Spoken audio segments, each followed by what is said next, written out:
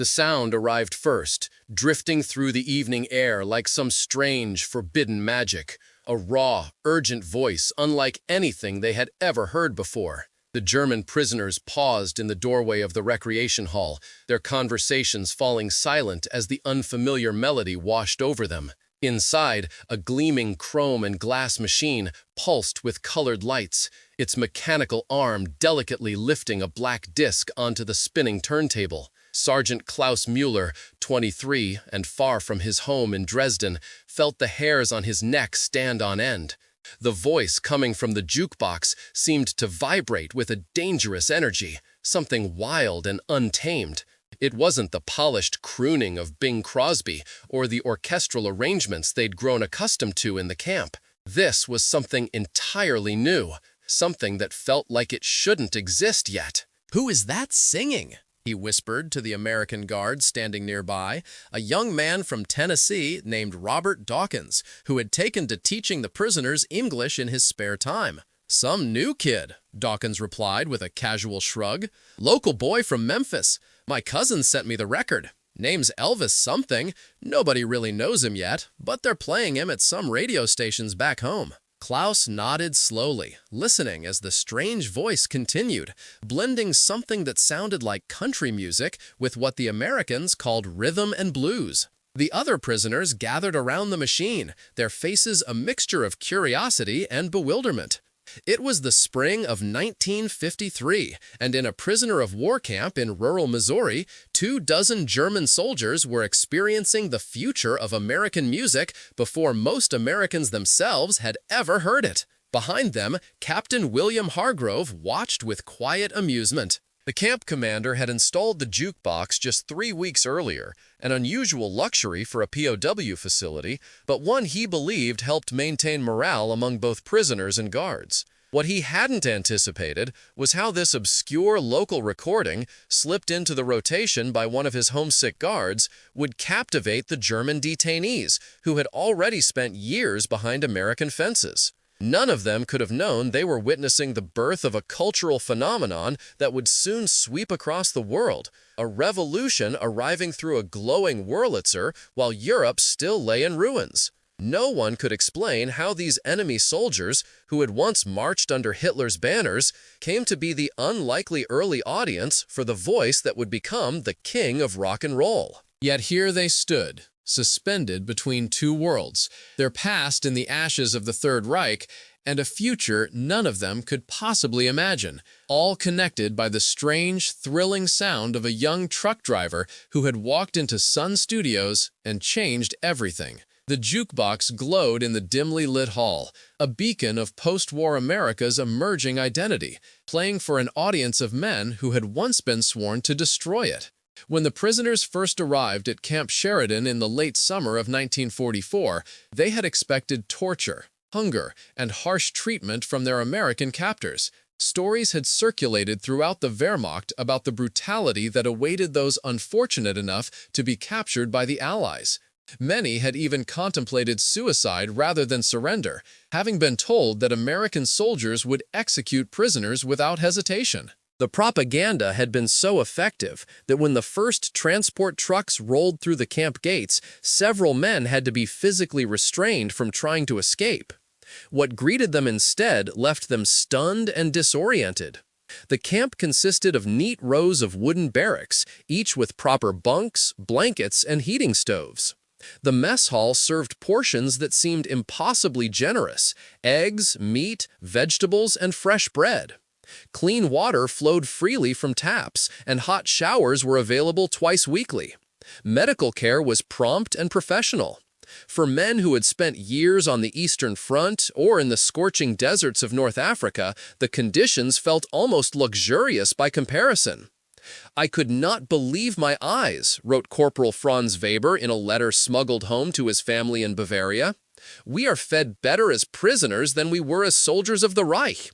Yesterday I had 2 eggs and bacon for breakfast. The Americans throw away more food than we saw in a week on the Russian front." This material comfort was disorienting enough, but what truly confused the prisoners was the casual attitude of their American guards. Rather than the harsh disciplinarians they had expected, they encountered young men who seemed almost indifferent to the business of guarding enemies of the state. They chewed gum constantly, played cards during their shifts, and spoke to prisoners with a relaxed familiarity that would have been unthinkable in German military culture. Most shocking of all was the level of freedom granted within the confines of the camp. Prisoners organized their own theatrical productions, published a camp newspaper, and were permitted to form orchestras and choral groups. Those with artistic talents were given materials to paint and draw. Sports equipment was provided for soccer matches and athletic competitions. While escape attempts were punished, they were not met with execution or torture, merely confinement to quarters and the loss of privileges. "It makes no sense," Lieutenant Heinrich Gartner complained during those first weeks. "Either they are incredibly stupid and do not understand how to run a prison, or they are so confident in their victory that they no longer view us as a threat. Both possibilities are disturbing." What none of them realized was that they had become unwitting participants in a subtler kind of warfare, one fought not with bullets and bombs, but with comfort, abundance, and the casual display of American prosperity. As one camp guard put it succinctly to a prisoner who questioned the generous treatment, "We don't need to mistreat you to win this war. We just need you to see what you're fighting against." And nothing demonstrated that reality more effectively than the gleaming jukebox that arrived at Camp Sheridan in the spring of 1953, a modern marvel that would become the center of the camp's social life and the catalyst for an unexpected cultural awakening among men raised under the strict conformity of National Socialism. The jukebox was installed in the recreation hall on a Tuesday morning, delivered by a local distributor who had contracts with several military bases in the region. It was a Seeburg M100C, one of the newest models available, a gleaming monument of chrome, glass, and colored plastic that seemed to radiate the confidence and exuberance of post-war America. To the German prisoners, many of whom had grown up in rural villages where even radio had been a luxury, the machine appeared almost otherworldly in its complexity and beauty. "It looked like something from a science fiction novel," remembered Corporal Dieter Hoffmann, who had been captured during the Battle of the Bulge. "The colors would change while the music played, and you could see all the mechanical parts moving inside, selecting the records with perfect precision. We had nothing like this in Germany, not even before the war." The prisoners gathered around it cautiously at first, watching as Sergeant Dawkins demonstrated how to use it. He dropped a nickel into the slot, pressed a combination of buttons, and suddenly the machine whirred to life, its internal mechanisms selecting and playing a Glenn Miller orchestra piece. The prisoners murmured in appreciation, both at the technology and the music itself. "You can choose whatever you want to hear," Dawkins explained, showing them the selection cards beside each button. "We've got 20 selections to start, but they'll rotate new ones in every couple weeks." The initial selections were standard American fare: Hattie Page, Perry Como, Doris Day, and various big band numbers. The prisoners quickly developed favorites, pooling their camp earnings to keep the machine playing during evening recreation hours. But it was the arrival of those first obscure rhythm and blues records, slipped into the rotation by a homesick guard from Memphis, that truly captured their attention. "The first time I heard that boy singing, I thought something must be wrong with the record," said Klaus Mueller. "His voice didn't sound like proper singing. It was rough, almost like he was in pain sometimes. But then I couldn't stop listening to it. There was something so alive in that sound." The song was "That's All Right, Mama," an early recording by the unknown Elvis Presley that had been receiving limited airplay on Southern radio stations. Accompanied by Scotty Moore on guitar and Bill Black on bass, the young singer's voice filled the recreation hall with an energy that seemed to electrify the very air. The prisoners, many of whom had been raised on rigid classical music traditions and formal military marches, found themselves drawn to something they couldn't quite explain. "It was like hearing color for the first time after living in black and white," said Corporal Weber. We had been told American music was degenerate and primitive, but there was something in this voice that spoke directly to something inside us, something young and alive that the war had nearly killed. Not everyone appreciated the new sound. Some of the older officers dismissed it as Negro music, repeating the racial attitudes they'd absorbed under Nazi indoctrination. Others complained that it was simply noise without structure or discipline. But for many of the younger prisoners, especially those who had been teenagers when drafted into the Wehrmacht, the music awakened something that years of war and captivity had suppressed. Major Gerhard Krause, the senior German officer in the camp and a former professor of music theory at the University of Berlin, found himself particularly troubled by his own reaction to the recordings. "I should despise this primitive wailing," he confided to his diary. "It follows none of the classical structures, observes no proper composition techniques. Yet I find myself moved by it in ways I cannot articulate. There is an honesty in this boy's voice, a raw humanity that speaks across all barriers of language and culture." What does it say about our great German musical tradition if I, trained in Bach and Beethoven, can be so affected by this untrained American boy? As spring turned to summer, more recordings by the unknown singer appeared in the Jukebox, Blue Moon of Kentucky, Good Rockin' Tonight, and others. The prisoners began requesting them specifically, sometimes standing in lines to play them repeatedly. Some even began trying to copy the singing style during camp talent shows, their German accents lending an unexpected flavor to the early rock and roll sounds. Captain Hargrove observed this phenomenon with fascination, reporting it in his monthly dispatches to his superiors. "The prisoners have developed an unusual fixation on recordings by an obscure local performer from Memphis," he wrote. "They request these records almost exclusively, despite having access to more established artists. Several have even attempted to recreate the performances in their theatrical productions." I believe this represents a significant shift in their cultural outlook and may indicate a growing receptiveness to American values. What none of them knew then was that they were experiencing the earliest tremors of a cultural earthquake that would soon reshape the entire musical landscape. While much of America and virtually all of Europe remained unaware of Elvis Presley, these German prisoners had unwittingly become early witnesses to the birth of rock and roll, hearing and embracing it before most of the free world had encountered it. On warm summer evenings, the sound of the jukebox drifted across the camp compound, carrying those revolutionary songs beyond the recreation hall. Guards and prisoners alike would pause in their routines, listening to the strange, compelling voice that seemed to carry both joy and melancholy in equal measure. It created an unexpected bridge between captors and captives, a shared appreciation that transcended the barriers of language, nationality, and the recent war that had set them against each other. Lieutenant Karl Wagner, 22 and formerly of the Wehrmacht's 12th Panzer Division, had been among the most resistant to American influence when first captured. A dedicated Nazi youth leader before the war, he had initially organized silent protests among the prisoners and attempted 2 escapes during his first year at Camp Sheridan. Yet by the summer of 1953, he could be found sitting quietly near the jukebox for hours, listening intently to the same recordings again and again.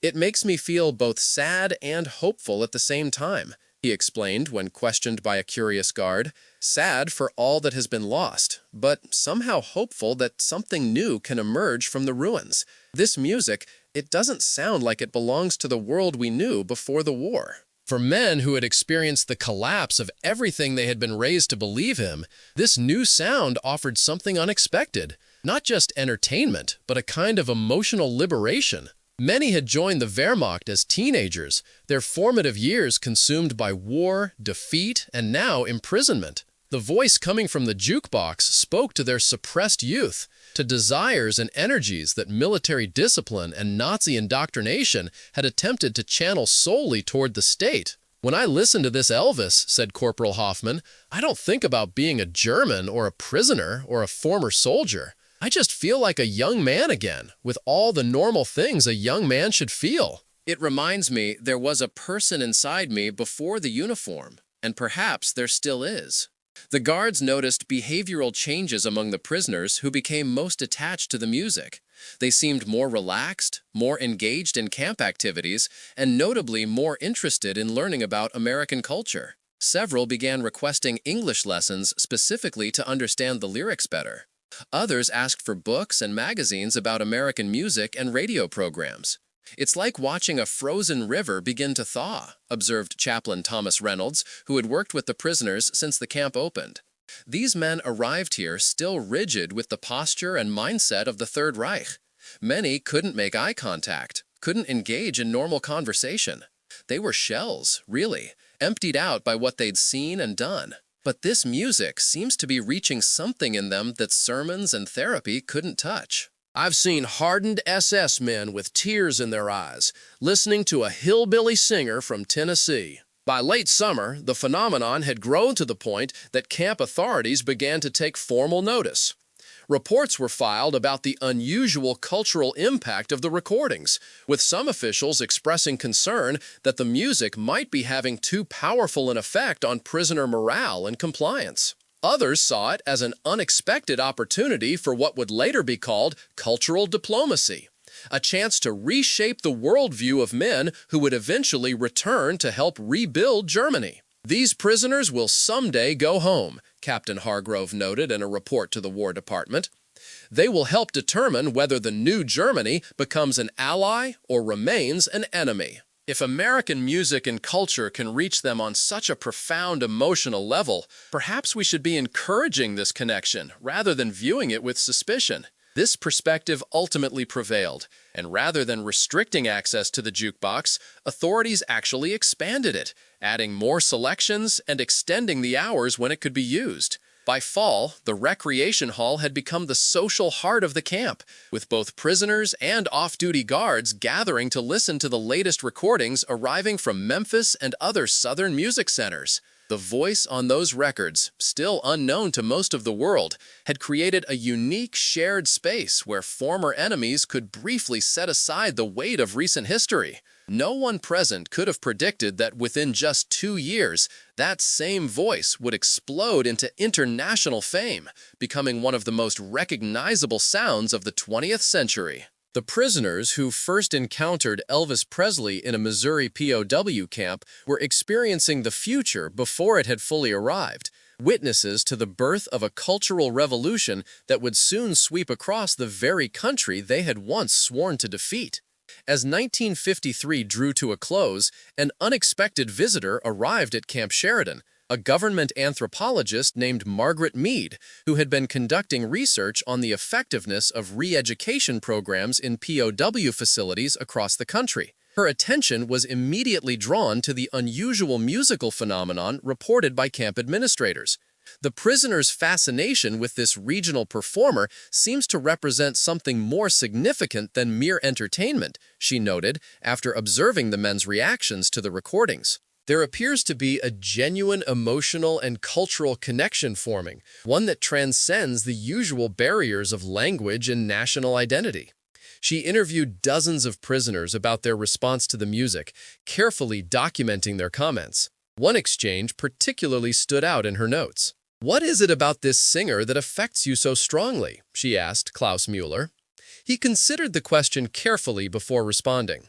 In Germany, everything was order, precision, control, even our music. This voice, it's the opposite of all that. It's free. Sometimes it breaks all the rules of proper singing, but that's what makes it real. It makes me think that maybe the future doesn't have to be like the past. Mead included these observations in her final report to the State Department, suggesting that popular culture might prove a more effective tool for democratic re-education than formal lectures or propaganda films. "These men are responding to something authentic and spontaneous in American culture," she wrote. "They are experiencing freedom not as an abstract concept, but as a living, emotional reality expressed through music." The winter brought changes to Camp Sheridan. With the war over for nearly 8 years, the repatriation process was accelerating. Each week, groups of prisoners departed for the journey back to Germany, carrying with them memories and perspectives that would shape their view of America for decades to come. In their limited luggage, many smuggled handmade recordings of the jukebox music, scratchy captures made using improvised equipment assembled from camp materials by former radio operators and engineers. These contraband souvenirs would eventually make their way to German homes and gathering places, introducing friends and family to the strange new sound that had so captivated them during their captivity. Klaus Müller was among the last group scheduled for repatriation in February 1954. On his final evening in the camp, he spent his remaining camp currency on the jukebox, playing the same Elvis recordings repeatedly, as fellow prisoners and even a few guards joined him in the recreation hall. "I want to remember this sound," he told Sergeant Dawkins, who had become something of a friend over the years. "In Germany, they know nothing of this music yet. When I tell them about it, they won't believe me." Dawkins nodded, understanding something of what the music had come to represent. "This kid, Elvis, I hear he's starting to play some bigger shows around Memphis. My cousin says he moves around like crazy on stage, dancing and shaking, drives the girls wild. Who knows, maybe he'll be famous someday." "He already is famous," Klaus replied. "At least to us." The next morning, as the prisoners boarded the transport trucks that would take them to the ships waiting to carry them back across the Atlantic, Captain Hargrove made an unprecedented gesture. He presented Klaus and several others with proper, commercial recordings of the songs they had come to love. Actual 45 RPM singles purchased from a music store in St. Louis. "Consider it a souvenir of your time here," he said simply. "Something to remember America by." Klaus held the small vinyl disc carefully, reading the unfamiliar name printed on the label, Elvis Aaron Presley. It seemed strange that something so small could have changed him so profoundly. As the truck engine started and the camp began to recede in the distance, he wondered what had become of the young singer with the extraordinary voice. Would he find success, or would he remain an obscure regional performer, known only to those who happened to hear him on local radio, or, improbably, in a prisoner of war camp in Missouri? 2 years later, as Elvis Presley exploded into international superstardom with appearances on national television and hit records climbing charts worldwide, Klaus Müller sat in a small apartment in Frankfurt, Germany. The economic miracle was beginning to transform West Germany, and American cultural influences were appearing everywhere. When Presley's music began reaching German radio stations in 1956, Klaus found himself in the unusual position of being an expert on an artist that his countrymen were just discovering. "My friends couldn't understand how I knew all about this American singer," he would later recall. "I told them I had been listening to Elvis years before anyone in Germany had heard of him, but they didn't believe me until I showed them the record Captain Hargrove had given me, dated 1953.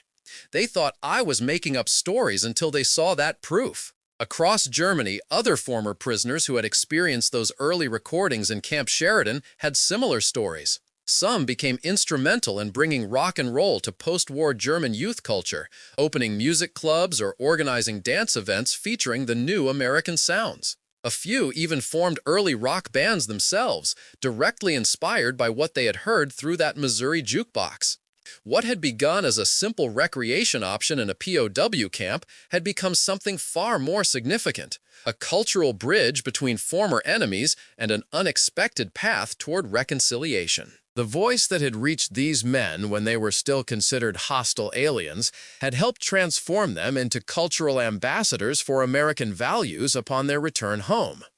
Many years later, music historians would document the spread of rock and roll through military bases and occupation zones as a key factor in America's cultural influence during the Cold War.